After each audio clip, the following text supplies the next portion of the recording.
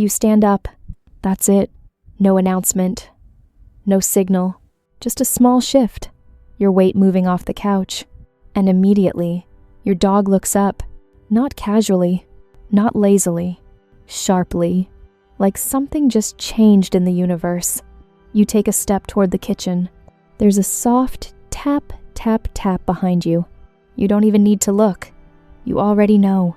They're following you. Again. At first, it's cute. They trail behind you like a shadow. They sit outside the bathroom door like a tiny, silent guard. They watch you brush your teeth as if it's the most important event of the day. And somewhere in your mind you label it, they're just clingy. But what if that's completely wrong?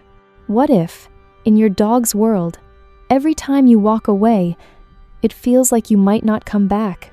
To understand this, you have to leave your house. Not physically, mentally. Imagine you are no longer human. You are something smaller, more vulnerable, something that survives not by intelligence, but by staying close, very close. Now imagine your entire life depends on a group, a pack, not optional, not emotional, essential, because in this world, being alone isn't peaceful, it's dangerous. No pack means no protection, no shared awareness, no one to watch your back while you sleep, and most importantly, no guarantee you'll survive the next few days. This is the world your dog's brain was built for. Not your apartment, not your schedule, not your 9-to-5 job. Their brain still lives thousands of years ago, in a place where separation wasn't independence, it was a risk. So when you stand up and walk away, your dog isn't thinking, oh, they're getting a snack. Their brain is asking something much older, something much deeper. Is the pack moving? Am I being left behind?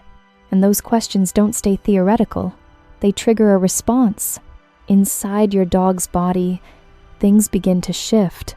Heart rate increases, breathing changes, attention sharpens, not because they're dramatic, but because their system is preparing for uncertainty. Now think about this. You walk to the bathroom, you close the door. To you, it's nothing, just privacy, just a few minutes. But to your dog, a barrier just appeared. A physical separation. They can't see you, they can't follow, they don't know what's happening on the other side.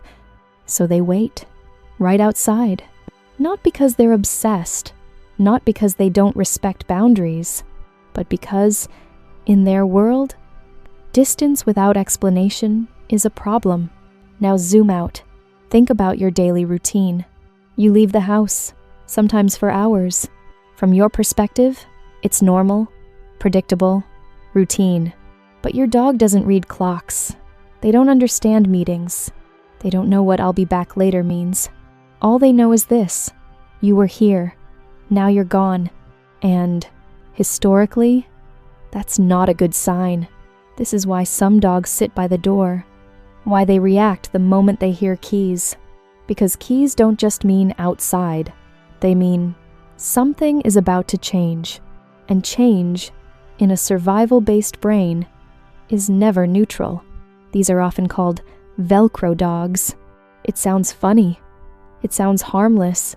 But underneath that behavior is something much more serious. A constant need to maintain proximity, to reduce uncertainty, to stay connected to the only pack they have left. You. It's about safety. In their mind, your presence regulates everything. Your voice, your smell, your movement, all signals that say, the pack is intact. So when you move, they move. Not because they're bored, but because staying close is the safest strategy they know. Imagine this. You're their entire world, everything, their social group, their routine, their stability, their safety system. So when you disappear, even briefly, it's not just absence, it's uncertainty. And uncertainty is something their brain was never designed to ignore. That's why when you come back, the reaction feels so intense. The tail wagging, the jumping, the absolute explosion of energy. It's not just excitement, it's relief. Relief that the pack is whole again. Relief that the worst case scenario didn't happen. So the next time your dog follows you into the kitchen or sits outside your bathroom door like a tiny guard, pause for a second and look at it differently, because in their world, they're not just following you, they're making sure they don't lose you. And for them, that might be the most important thing there is.